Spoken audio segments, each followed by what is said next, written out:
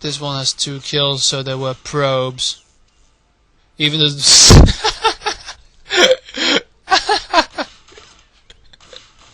it's a bad thing when your opponent just leaves a Nexus alone because he realizes it's useless. Well, yeah, he was through he killed all the shield, so that was rather pointless to actually continue. But oh look, Dark Templar. Oh look, no academy.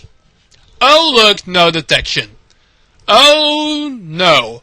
You're not going to tell me that this marvelous idiot is going to get the upper hand. He's now going to run in here with 3. Where's the 4th one? The 4th one sort of stayed home. He's still too young. He can't come out. Oh, Nelly. Please, let's see the reaction speeds. Oh, look. He's actually building an engineering bay. Well, if you've got 800 minerals to spare, I think it's not a reach to actually just build an academy now as well.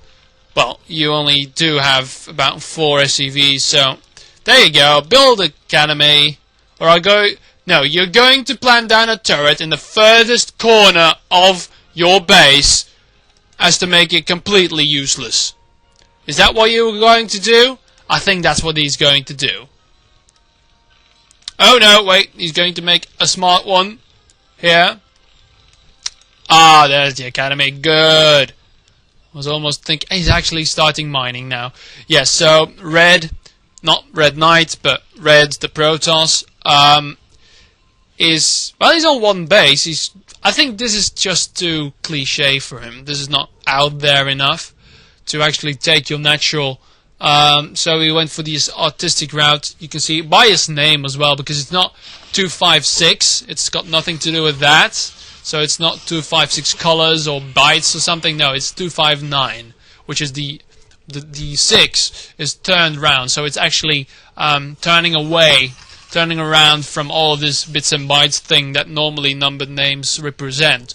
So this is why he's actually gone for this name, which is of course a contradiction. Also choosing red.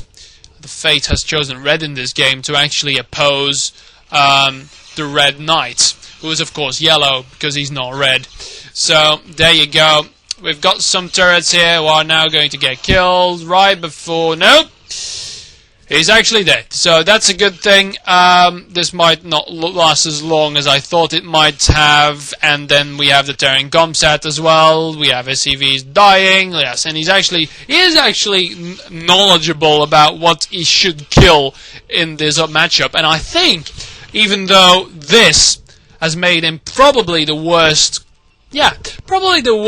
Protoss I've seen in a while, he's still the better player. And not relenting, the Red Knight, who's the Terran player, is actually constructing yet another Comsat station and is refusing to build a Comsat station in his natural where there aren't any Dark Templar and when there are still remaining remaining missile turrets here, remaining detection. So he's really hanging in there, being the absolute best moron that he can be. But fret not, because these players are actually, and this is amazing, right? I do not see this often, but these players are absolutely matched in their absolute incompetence. They are absolutely at their finest, they're at their pinnacle. So there you go, he's actually now constructing their Comsat station there, but not really. He's attacking before, actually, and is now attacking a pylon very zealously, very convinced that that is the right thing to do, damaging the shields of 3 pylons here who aren't supporting anything really because everything's backed up. So there you go, we've got everywhere units spread and he's actually doing damage with this attack. He's now got the Comsat station. Sadly, all of his units are too far spread out or too close together to actually benefit from any sort of scan, and is now going to die. And in the meantime, we still have a Dark Templar with 7 kills inside the main base of the Red Knight, who isn't Protoss, but Terran. And there you go. So we have now still this one lone probe. The probe knows how ridiculous this is, but it stands by what it believes in, and it mines those fucking minerals. So there you have it. This is starting to wear on my sanity, which is hard to do. I have seen a lot of things, and it's amazing that I can keep being amazed by what these players produce. I do believe that I'm doing a service to the Starcraft community, showing the people what is possible in a game of Starcraft. You think that seeing Jelizerg or Jaedong micro Mutalisks is the pinnacle of Starcraft. I don't believe this to be so. These players... Oh god, he's going for a Stargate. These players, right, he's actually waiting quite nicely with that Dark Templar to kill that SCV and now that command sensor. And still this one lives. 11 kills now. 12. So, I believe I'm doing a service by showing this, that this is also possible in a StarCraft game. You have never seen... Every game is unique, but not unique in how good it is. I can also see he's now finally scanning, and the Dark Templar still survives. He's actually going to get a nice lift home. So there you have it. And this Dark Templar has killed the command center, which has not been cancelled. So, yeah.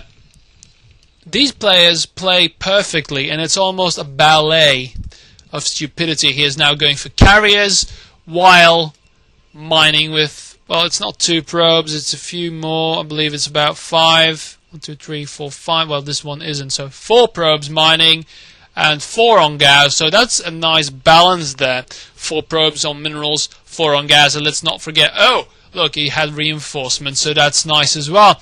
So, with, yeah, a 4 probe economy, which actually an 8, 9, 10, 11 probe economy is going to go to start to gate carriers. So that's nice, very nice indeed.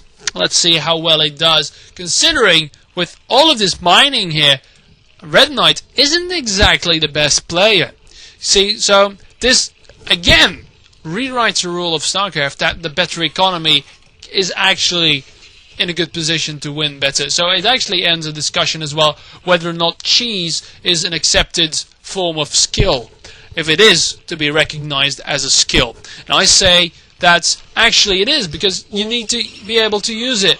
And in this case, I will also add to that rule that going for a no probe economy is actually also a skill, because you can see that the Red Knight, so Terran, has a very nice economy going on one base here, which is far more than his opponent, and yet still he is suffering more, and he is the worst player. So even though you have a functional economy, it doesn't mean that people who have no economy and are actually going for can produce a carrier.